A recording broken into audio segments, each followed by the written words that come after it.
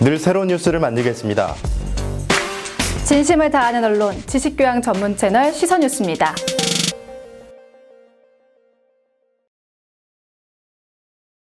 안녕하세요. 레슨업 자동차의 모든 것 박진아입니다. 지입차 알아보는 시간인데요. 요일동 이하나 씨와 함께 하겠습니다. 안녕하세요. 안녕하세요. 네, 오늘 저희가 진짜 반팔을 입었네요. 네. 제가 입기로 했는데 약속을 못 지켰어요. 저는 여름인데. 오늘 지입차 연비에 대해서 우리가 좀 알아보려고 해요. 특히나 지입차주분들은 거의 유류비가 절반 가까이 차지할 정도로 중요하죠. 그렇죠. 연비 차이가 좀 있다고 하던데 어떤 종류를 우리가 대표적으로 오늘 좀 알아볼까요?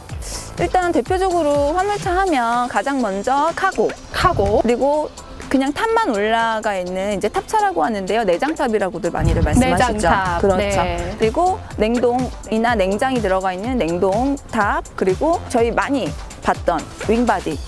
그렇게 많이 보시면 될 것 같아요.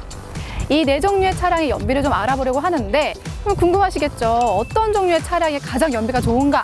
사람이랑 똑같이 생각을 하시면 좋아요. 사람이랑요? 네. 사람도 날씬하고 작고 가벼운 사람은 빠르잖아요.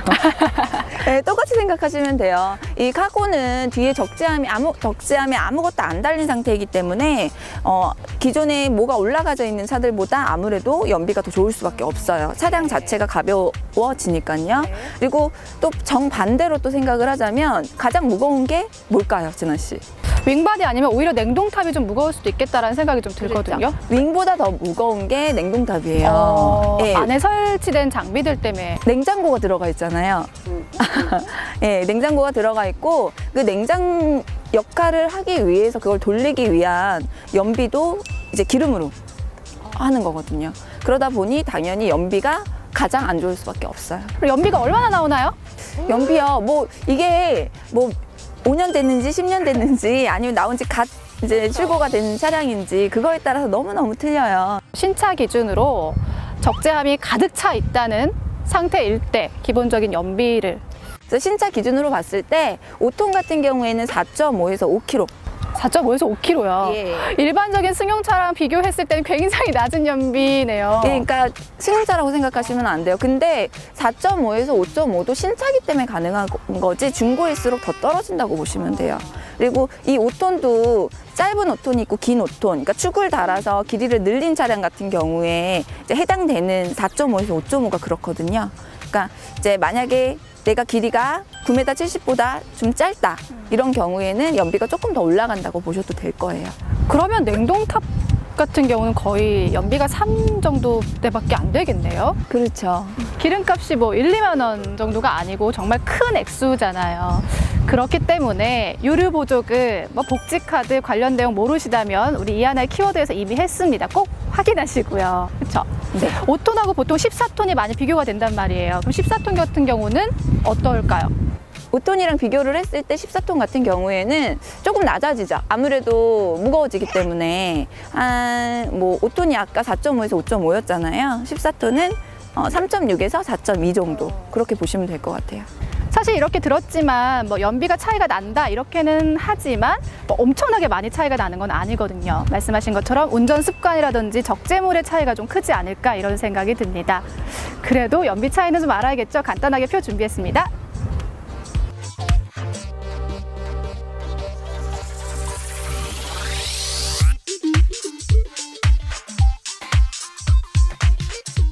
네, 보신 것처럼 카고, 내장탑, 윙바디, 냉동탑 이렇게 이런 순으로 연비가 좀 생긴다고 합니다. 신차의 기준으로 나온 거니까요. 혹시나 중고차 구매하시는 분들이라면 또 따로 매니저한테 따로 연락해서 그죠? 매니저분들 도와주실 거예요. 연비에 대해서 연락 주세요. 도움 주신다고 합니다. 저희는 상담 코너에서 만나보도록 하죠. 네, 지입차에 대해서 고민 있는 분들 속 시원하게 해결해 드리겠습니다. 상담 코너입니다. 안녕하세요. 안녕하세요. 또 인사하네요. 네. 오늘 상담 가지고 왔어요. 30대 초반이시래요. 일하면서 투잡으로 지입일을 생각하는 여성분이라고 합니다. 지입차에 대해서 인터넷에 검색하다 보니까요. 화물차라고 검색했는데 지입차 관련 검색어들이 굉장히 많이 나왔다고 해요.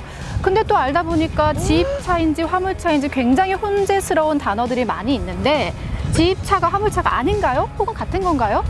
이런 질문을 해주셨어요. 아주 원초적인 질문을 해주셨어요. 사실 저도 좀 헷갈렸거든요. 지입차와 화물차의 차이는 어떻게 보면 큰 화물차 안에 지입차가 들어가 있는 거나 마찬가지기는 해요. 아, 화물차라는 큰 원 안에 그 그렇죠. 안에 작은 네. 작은 칸이 지입차다. 그렇죠. 그러니까 화물차는 정말 그냥 도로에 다니는 모든 트럭이라고 하죠. 예, 그런 차들을 화물차라고 하는데 지입차는 그러면 과연 어떻게 정의를 내려야 하느냐? 네. 노란색 이제 넘버를 달고 다니는 차량, 영업용 넘버를 달고 다니는 차량은 보통 지입차일 가능성이 높아요. 예, 그러니까 사업 목적으로 낸 차량이냐 아니냐에 따라서 지입차의 여부가 갈리는 거죠. 이분 같은 경우는 뭐 투잡이라는 건 말 그대로 수익을 얻기 위한 거잖아요. 그렇다면 노란색 넘버를 단 이 지입차를 알아보셔야겠네요. 그렇죠. 그러니까 넘버는 법인 명의 넘버를 다실 수도 있고요. 개별 화물을 달 수도 있어요. 근데 이제 어찌 됐건 이 화물차로 사업의 목적으로 쓰일 차량이라면 노란색 영업용 넘버를 장착을 하시고 운행을 하셔야 되는 게 맞는 거죠. 한 가지 더 있습니다.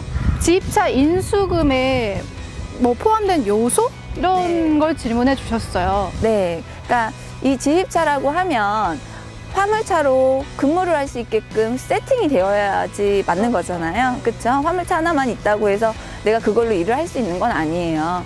그 노란색 넘버도 임대를 하셔야 되고요. 그게 하나가 될 거고요. 그렇죠. 그리고 또 보면 이걸 또 취등록을 시켜야 될 거 아니에요. 이 차량은 취등록세며 그리고 보험료, 적재물이라든지 뭐 이런 거에 대해서 뭐 자차 보험도 당연히 가능하고요. 이제 보험료에 대해서도 들어가 있고, 그리고 그 일자리에 대해서 소개를 시켜준 운수회사나 물류회사의 수수료도 들어가 있을 테고요. 그러니까 모든 게 종합되어 있다고 보시면 돼요. 그래서 그 인수금 안에 내가 일을 할 수 있게끔 차를 세팅을 할 수 있게 만들어주는 요소들이 들어가 있다 생각하시면 쉬울 것 같아요. 정리를 해보자면요. 지입차는 화물차가 맞지만 화물차는 지입차가 아니다. 이게 더 정확한 표현일 수 있겠네요. 그리고 지입차를 인수하기 위해서는 노란색 넘버를 좀 달고 당연히 사업을 해야 될 거고요. 운수회사에서 필요한 지입료라든지 여러 가지 부분들이 다 종합적으로 될 때 지입차로 일을 하실 수가 있다고 합니다. 30대 초반 여성분이 지입차에 대해서 가장 원초적인 질문을 해주셨는데 아마 대부분이 많이 고민하셨던 문제가 아닐까 싶어요. 가장 기본적인 거니까 여기부터 시작을 하겠죠. 네, 오늘 고민 상담이 이렇게 해결된 것 같습니다. 그럼 저희는 다음 시간에 또 만나 뵙도록 하죠. 네, 다음 시간에 찾아뵙겠습니다. 안녕.